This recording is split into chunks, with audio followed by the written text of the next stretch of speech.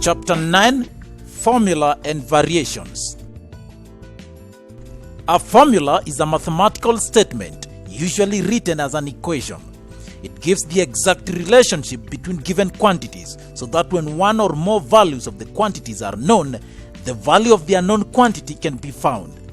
The quantities represented in the relationship are called variables. For example, the formula for finding the volume of a cylinder is V is equal to pi r squared h. In a formula, the variable to the left of the equal sign, which is written in terms of the other variables to the right, is called the subject of the formula. Any of the variables can be made the subject of the formula. Consider P is equal to 2 times A plus B. We can make B the subject of the formula. First, we divide both sides by 2. And so we shall have P over 2 is equal to A plus B. And then we subtract A from both sides, and we shall have P over 2 minus A is equal to B. And this is the same as B is equal to P over 2 minus A.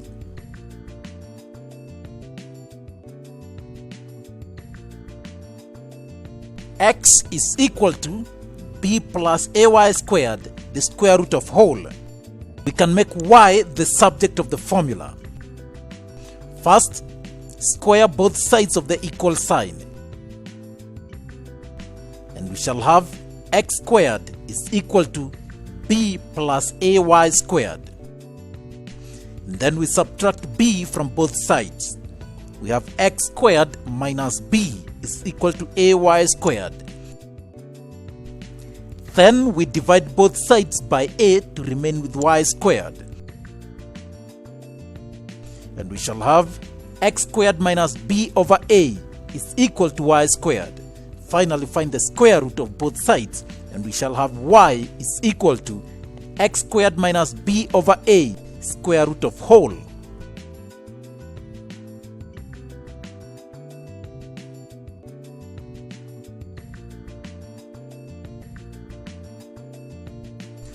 Let's see the last one. Make R the subject of the formula. A is equal to 3R squared plus 2HR. Now I'm looking at this formula and trying to relate it with the general quadratic equation x squared plus bx plus c is equal to 0. If I rewrite this formula as 3r squared plus 2hr minus a is equal to 0, that looks like the quadratic formula. In this case, x is replaced by r. Now to solve the quadratic equation, we use the quadratic formula. X is equal to minus b plus or minus square root of b squared minus 4ac, everything over 2a. So in our formula, a will be 3, b is equal to 2h, and c will be minus a. Substituting those elements, r is equal to minus 2h plus or minus square root of 2h squared minus 4 times 3 times minus a, everything over 2 times 3. Therefore, r is equal to minus 2h plus or minus square root of 2h squared is equal to 4h squared. 4 times 3 times minus a is equal to minus 12a. Therefore, minus 12a is plus 12a, everything over 6. Be smart when working these questions. Tricks mostly lie in applying logarithms and the quadratic formula. Good luck.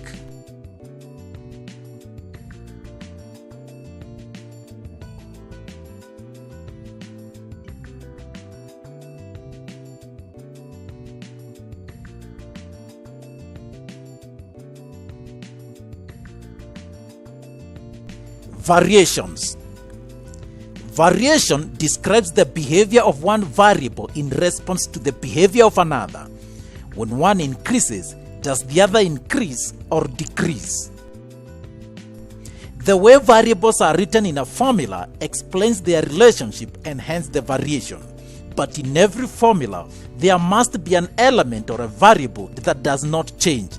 This is called a constant or the constant of proportionality. For example, in the formula for finding the volume of a cylinder, V is equal to pi r squared h. When radius increases, volume will increase. Again, when h increases, volume will increase. But pi never changes, it remains the same.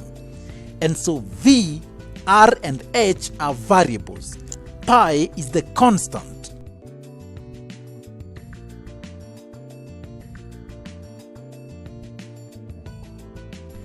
Direct variation.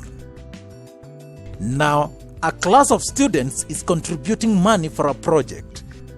Each student is to contribute 50 shillings. If 5 students pay, we have a total of 250. If 10 students pay, we shall have 500. 15 students, we will have 750. 20 students, we will have 1,000. 25, we shall have 1,250. 30 students, we shall have 1,500, and so on and so on. In this case, as the number of students increases, the amount increases as well. Two variables are said to have a direct proportion if an increase in one results into a proportional increase in the other, and vice versa.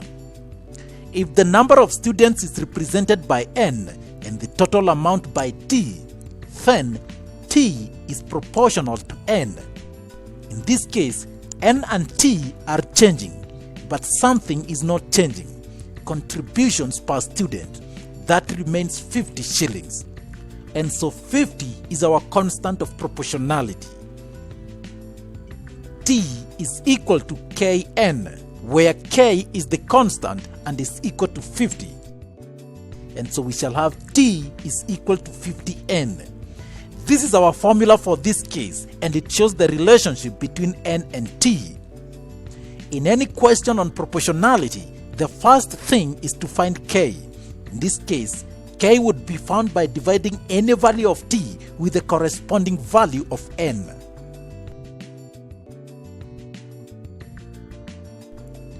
An example, quantity F is directly proportional to G. F is equal to 3 when G is 12. Find the relationship between F and G and find G when F is equal to 9. In our solution, we get the relationship once we get the value of the constant. F is proportional to G, and that means F is equal to Kg. F is equal to 3 when G is equal to 12, and so 3 is equal to K times 12. We divide both sides by 12, and K is equal to 1 over 4. And so the relationship is F is equal to 1 over 4G, or F is equal to G over 4. So if F was 9, what will be G? 9 is equal to G over 4, and therefore G is equal to 36 if you did the cross multiplication. When two quantities are directly proportional, a graph of one against the other produces a straight line through the origin. So in our case, if we plotted the total amount T against the number of students N, the graph will appear as on your screen. The gradient of such a graph is the constant. If we pick any 2 points, let's say A and B, and find the gradient, that will be 1500 minus 1000 over 30 minus 20. That gives us 500 over 10, which is equal to 50.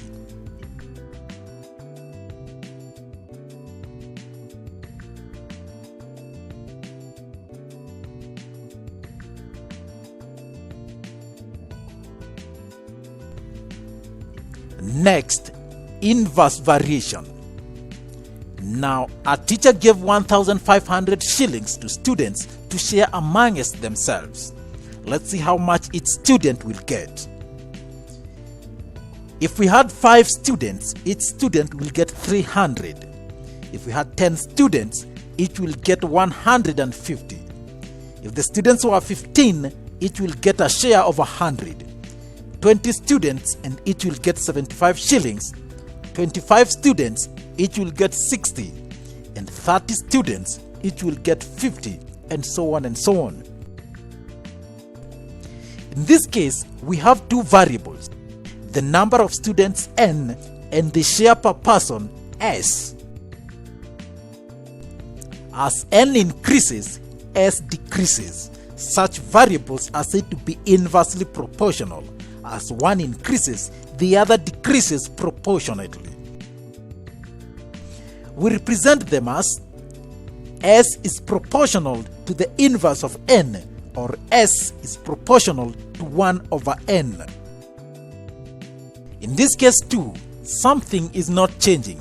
The total amount to be shared, that remains 1,500, and this is the constant k. And so s is equal to k times 1 over n, or s is equal to k over n. And k is 1500, and so the relationship is s is equal to 1500 over n. Again, the idea is always to find k.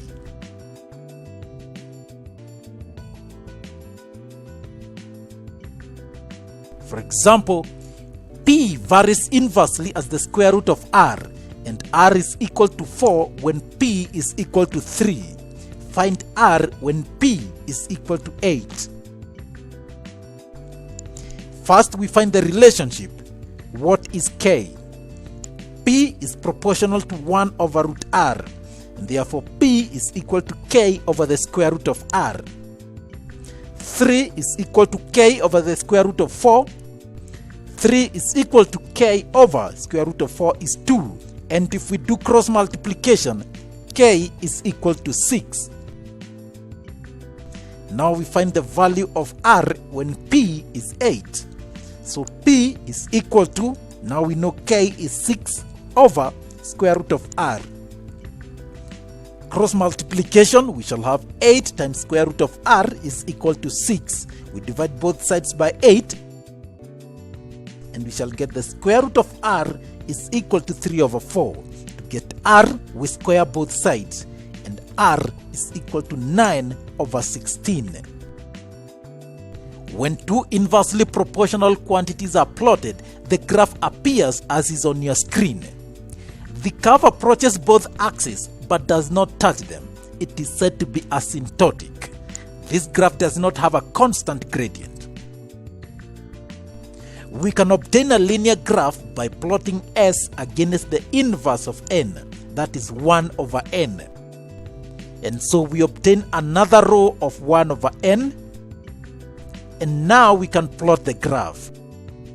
The gradient of this graph will give us the constant. If we choose any 2 points A and B and find the gradient, we shall have 150 minus 75 over 0.1 minus 0.05. That is 75 over 0.05, and that gives us 1,500.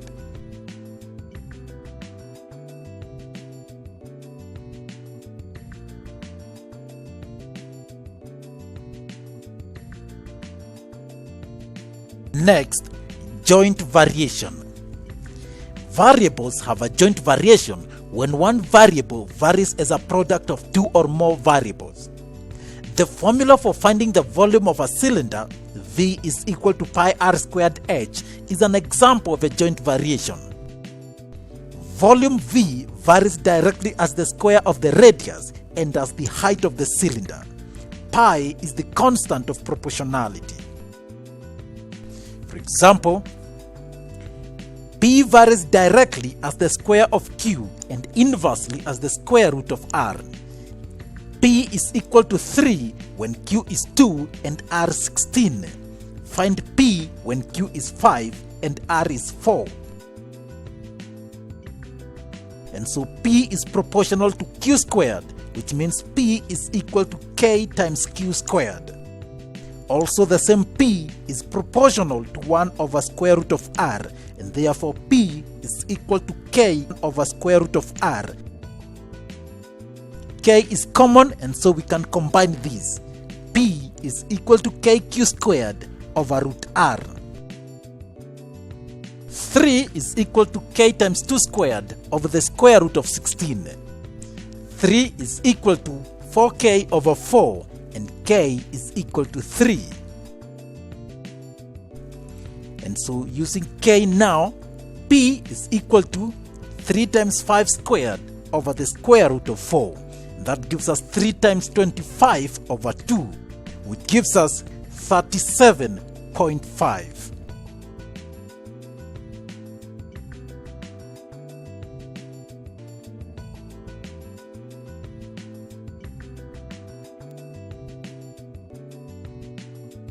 Finally, partial variation.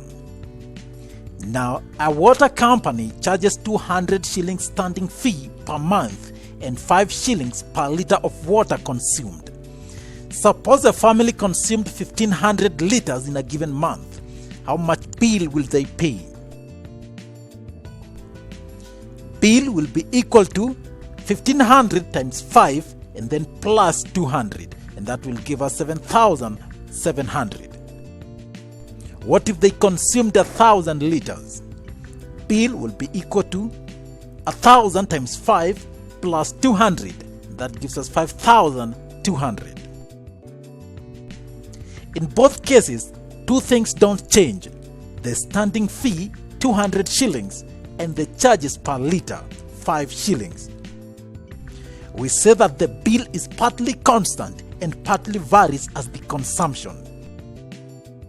If bill is represented by B, consumption by P, and standing fee by S, then B is proportional to P plus S, and so B is equal to KP plus S.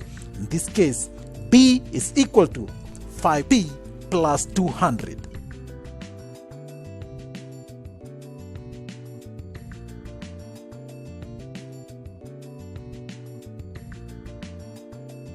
An example: a quantity Q is partly constant and partly varies as R. If Q is equal to 20 when R is equal to 24, and Q is equal to 80 when R is equal to 36, find the relationship between Q and R.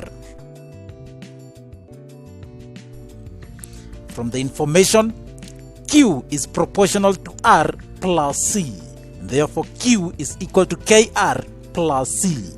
We find R and C. We know 20 is equal to 24K plus C. Also, 80 is equal to 36K plus C. Now we have two simultaneous equations. We solve them. We can eliminate C by subtracting. If we do that, C minus C is 0, 24K minus 36K is minus 12K. 20 minus 80 is minus 60, and therefore K is equal to 5. So what is C? We substitute 5 in any of the equations. 20 is equal to 24 times 5 plus C. 20 is equal to 120 plus C, and C is minus 100.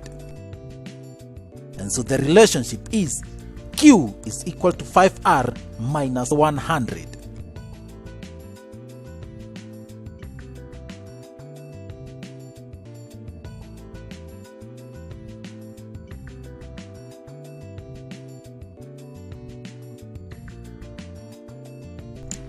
Final example: a quantity Y varies partly as x squared and partly as x. When y is equal to 6, x is equal to 1, and when y is equal to 30, x is equal to 3. Find an equation relating y to x. In this case, y varies as x squared and also as x, and so we shall need two constants. We choose A, the constant for x squared, and B, the constant for x. And so we shall have y is equal to ax squared plus bx. That's our general equation. We are told y is equal to 6 when x is 1. Therefore, we shall have, substituting that into our general equation, 6 is equal to a times 1 squared plus b times 1. That gives us 6 is equal to a plus b. Let's call that equation 1. Also, y is equal to 30 when x is 3. So 30 is equal to a times 3 squared plus b times 3. That gives us 30 is equal to 9a plus 3b. We can simplify that by dividing everything by 3. We shall get 10 is equal to 3a plus b. We call that equation 2. Equation 1 and 2 can be solved simultaneously to find a and b. We use substitution method. Rearrange equation 1. A is equal to 6 minus b. Substitute this into the second equation. 10 is equal to 3 into 6 minus b plus b. 10 is equal to 18 minus 3b plus b. Minus 8 is equal to minus 2b, and b is equal to 4, which means a will be equal to 2. That is 6 minus 4. And so the relationship will be, substituting that into our general equation, y is equal to 2x squared plus 4x.